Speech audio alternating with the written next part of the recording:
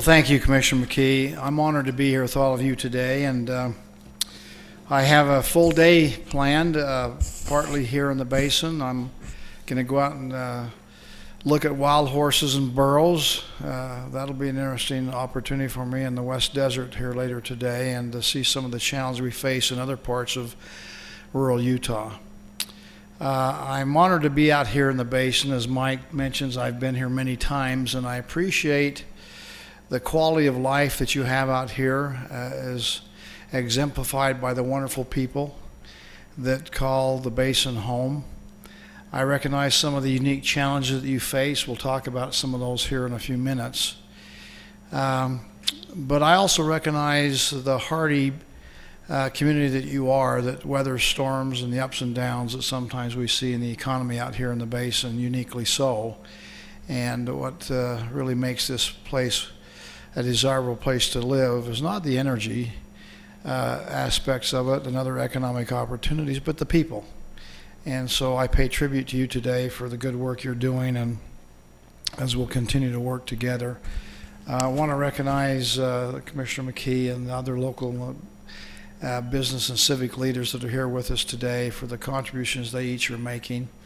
I have my Chief of Staff here with me, Justin Harding, who's helping us bridge the gap between here and Washington, D.C., and some of the challenges that they present for us, and sometimes in their intent to help, maybe sometimes hinder.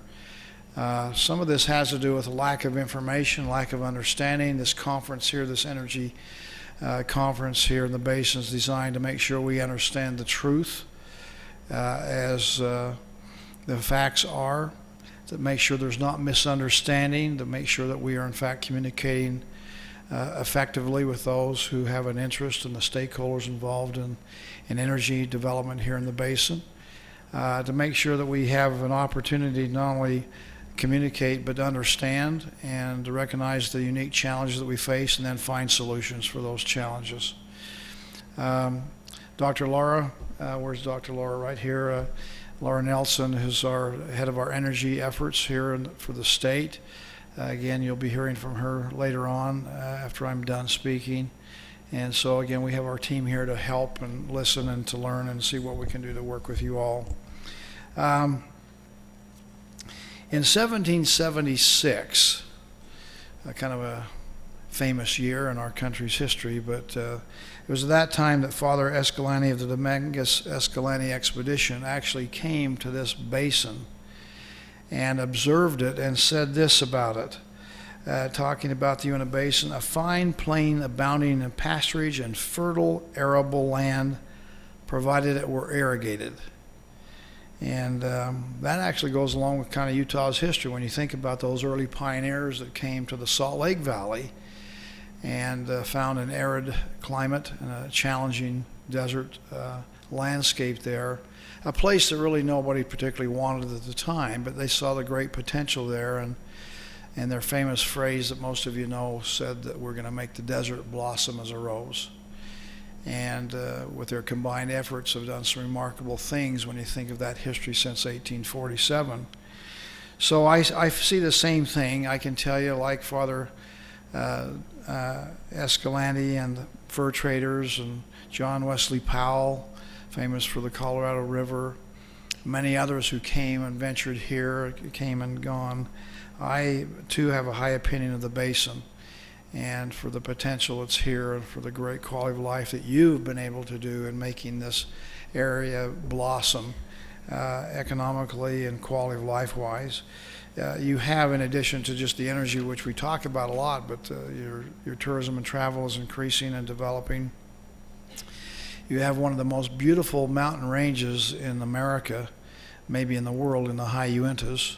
As a scout, I grew up hiking and camping and fishing in those beautiful mountain climbs, and have an affection because of my growing up there. I know that energy's been a big part of your economic opportunities here in the state, and the potential of what we can do out here in the basin is significant. We have as much potential for energy development here as any place in North America, and I think we're just scratching the surface on what we can do here. I enjoy visiting the basin, as Commissioner McKee mentioned, and I've been here many times. I try, as governor, to get off of Capitol Hill and Salt Lake. I think it's good for the governor to get out, talk to the people, hear their issues and concerns, and we find that the regional differences in Utah are real, and there are differences, and we cannot have a one-size-fits-all in Utah any more than we can have a one-size-fits-all that comes out of Washington, D.C., which doesn't work. Maybe works for the few, but not the many. So I want to make sure that we don't fall into that same trap that we see in Washington, D.C., here in our state government. We have a great state with great people and a combined effort of all of us, but we have unique challenges in the different regions. And I just want you to know that although we have a lot of economic success on average across the state, I recognize the regional differences and some of the unique challenges that we face in some of our rural counties in particular. Along the Wasatch Front in our urbanized areas, we are having exceptional economic growth. I know you've had exceptional economic growth out here a few years ago, and yet that's slowed down with the declining price of oil and energy throughout the world, and that's made it difficult for you. I won't rest, and we should not, any of us, rest until all 29 counties and all 245 cities are having opportunities of economic success and expansion. So our goal and quest doesn't change. When I came into office, as you know, we were at the depths of the Great Recession, and as a state, we focused on economic growth and development and became literally the #1 best performing economy in America. A remarkable turnaround, which was in fact helped and led by a lot of the work out here in the basin. The energy component part of our economic expansion was really what helped us weather some of the significant downturns during the economic recession and really helped propel us to have recovery. So your part in that effort is recognized by me. I know that sometimes things that happened to us are not because of anything you're doing or not doing. It's because of outside influences. The energy prices and drops there, certainly the regulations that come out of Washington, D.C. that make it more difficult to compete with energy development here compared to the Balkans or Oklahoma or parts of Texas or wherever. We recognize of those unique challenges and are tied to something beyond yourselves, which becomes very frustrating.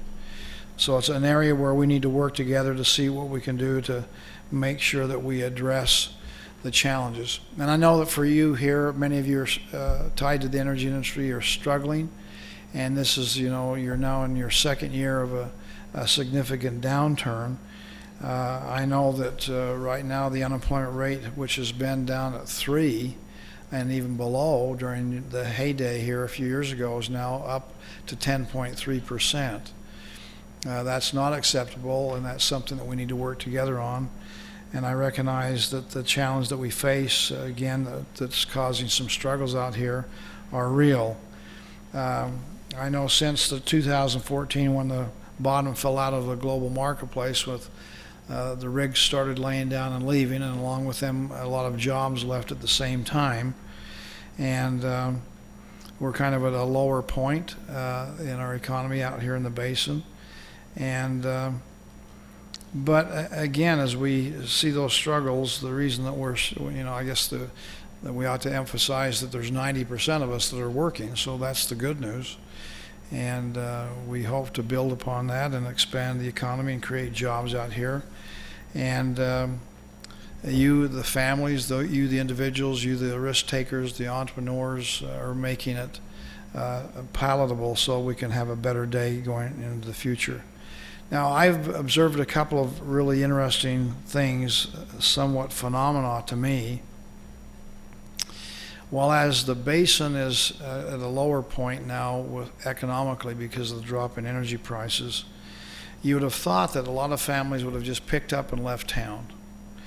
That doesn't mean that some have not done it, but I know if you look at our school district here in Duchesne County School District, Talked to the superintendent, Dave Brotherson. It doesn't seem to be that's the case based on the statistics. He keeps thinking that the student population will drop because of the downturn in the economy, and yet that's not what's happening. It's happening in North Dakota, it's happening in Oklahoma, it's happening in Texas, West Virginia, Alaska, but not happening out here, which again I think is a tribute to the people who really are tied to the land and tied to your neighbors, saying, hey, we're in this together, let's see what we can do to help each other and weather the storm. And I think that's a significant attribute that you have here in the basin, which is admirable. Let me just give you some specific examples of what I'm talking about here. I don't know how many of you know Fred and Danny Heslop. Anybody know the folks? Looks like some of you know, but they are in the oil industry, have been involved in that. But they opened up a little coffee shop on Main Street in Roosevelt called Beans and Bites.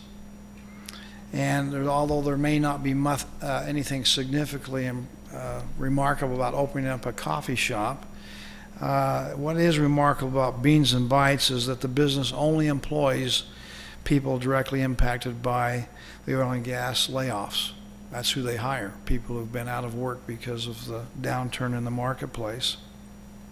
What's also remarkable is as they cater to their customers, if you in fact are a family that's involved with oil and gas, if you're part of that family, they give you a 10% discount on their products there. So again, their effort is to try to help people who are laid off, out of work, give them employment, and to provide better quality goods at a discounted price to help those struggling families. When that first opened, Fred would go out to the different companies that were laying people off and tell the workers not to worry, we're going to weather the storm together. And by the way, if you want to turn in your PPEs, personal protective equipment, and trade it in for an apron, we have a job for you. Again, trying to help out, and said that they could start within the next day or two if they were interested in doing that. So I think this illustrates the fact that, again, neighborhoods, people combine to help each other to have a solution to the challenges that you face. As his wife Danny Heslop said, when you help people and support each other, you all get fed. It's not about you or me, it's about us. Again, what a great attitude and a great help they are to the community. Reg and Amy Palmer of Palmer's American Car Care, they share the Heslop's view, and they've been here 36 years since they've opened up their business here. They've gone through 3 significant ups and downs. I'm sure a lot of you here have seen that same kind of cycle every 10 or 12 years, the ups and downs that we've seen out here. But again, echoing Danny's support each other and you all get fed motto, the Palmers have often forgiven debts on some of the obligations people have had who've lost their jobs due to the downturn, to help people survive and bridge that gap where they can in fact live to fight another day. I'm sure there are many other stories just like this out here in the basin that you could all share and we could learn from each of those stories. But as we work together, we represent really the best the state has to offer, and that's the quality and integrity of the people that call Utah home, and certainly out here in the basin. Again, it's part of our culture. It's part of what we've talked about with the founding of our state, and certainly that culture of working together, combining our efforts to survive the weather, the bad storms, the ups and downs of the cycle.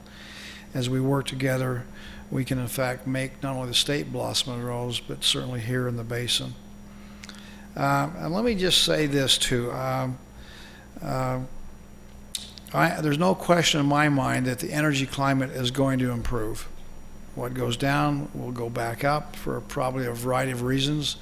The only question is when.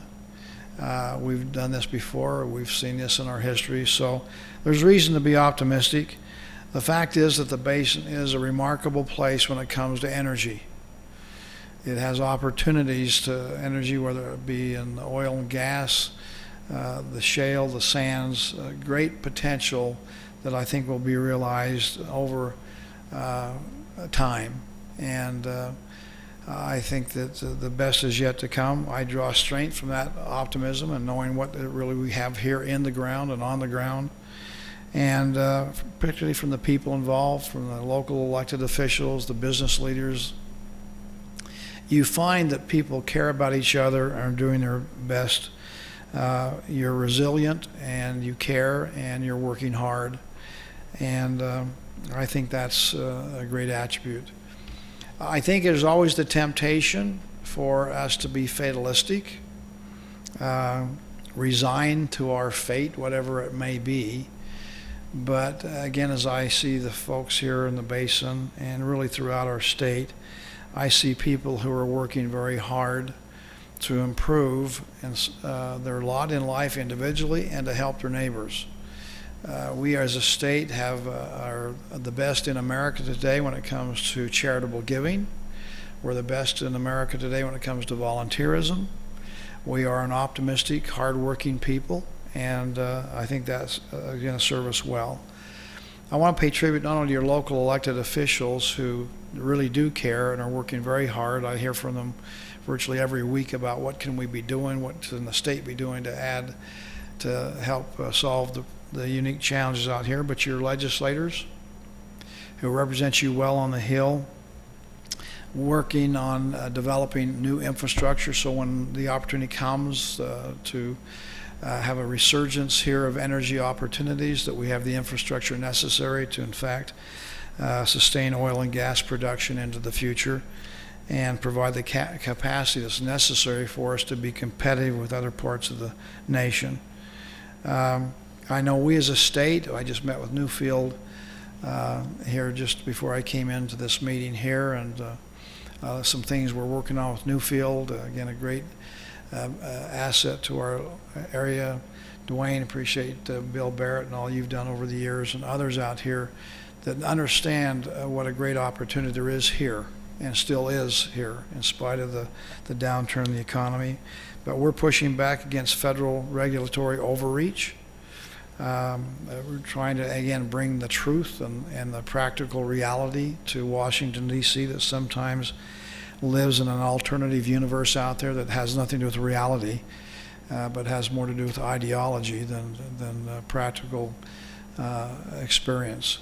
And so we're working very hard to make sure that we create as good of an environment as possible and things that we can control here in the basin and throughout the state. Also, our Office of Economic Development, not only working to push back against federal overreach, but we're also trying to find ways to expand economic opportunity.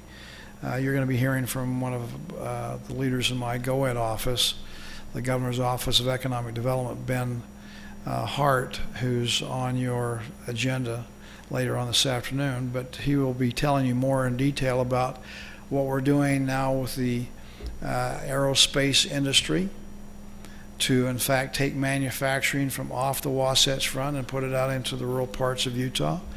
There's going to be an opportunity here to in fact expand manufacturing here in the basin in aerospace and provide some really good high-paying jobs that I think will be a good shot in the arm. So there's some good news that's taking place out of our GOED office to expand economic opportunity that's been centered on the Wasatch Front out here into the basin area. So I think you'll be interested in hearing what Ben has to say about that. Again, these are high-paying jobs that pay more than the typical average across the state and will be long-term sustained.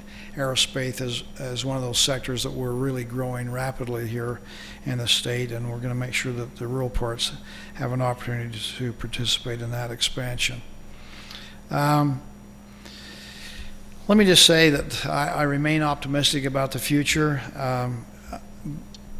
I really am hopeful, and I believe that the next year or two we're going to see a significant turnaround for a variety of reasons, which is going to help bring the basin back to economic prosperity.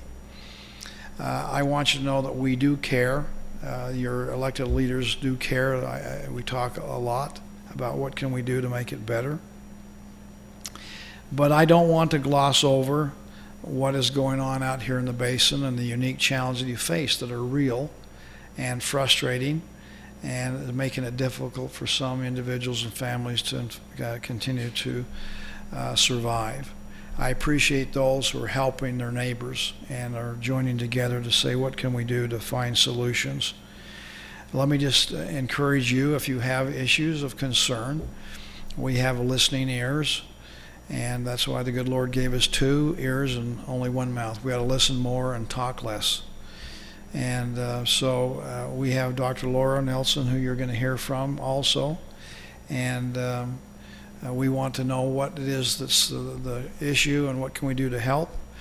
And we want to make sure that you know that we care. And together, I do believe this, that as we work together, we can, in fact, find great solutions to the challenges of the day.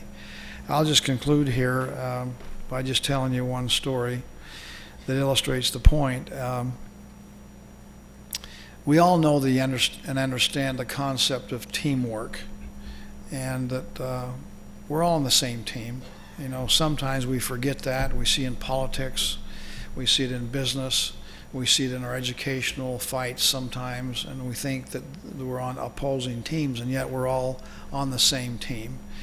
And as we now have football on our doorstep here this week as the football season starts, I know the concept of team. I used to play quarterback in high school, and so I understand the need to have a good line that can block and good receivers who can catch, and a defense that in fact holds people from scoring so that the offense can go back on the field. And there's not one position that's more important than another. It really is a matter of everybody working together. My position as governor is certainly no more important than your position and role, whatever it is that you're doing in the private sector, in government. It really is a matter of us coming together for the good of the whole, and as we do that, we'll be able to advance that football down the field and score a few touchdowns. And that's the challenge we face ourselves. We have adversarial challenges out there, but as a team, as we come together and work together, we're going to be able to find the solutions and, in fact, improve the outcomes. At the end of the day, we're all in the people business. We're trying to help people have better lives, solve some of their problems, and provide optimism and opportunity for themselves and for their children and for their grandchildren. That's what we're all trying to do. And the more we solve people's problems, the more success we'll find economically. I think the more self-satisfaction we'll find is our service to our fellow man and the opportunities for us to have success here in the basin. So as part of Team Utah, I want us to rally together. We have opportunities to, in fact, do some great things here. And we're doing it as a state, but we want to make sure that we are, in fact, leading out here in the basin area as we turn this economy around and make things better for over the next year or two for you economically. With that, I thank you for what you do. You're a great example to many in the state for the success and the resiliency, the work ethic, the quality of life that you've provided out here in this beautiful part of our great state. And we'll continue to work together. Thank you so very much.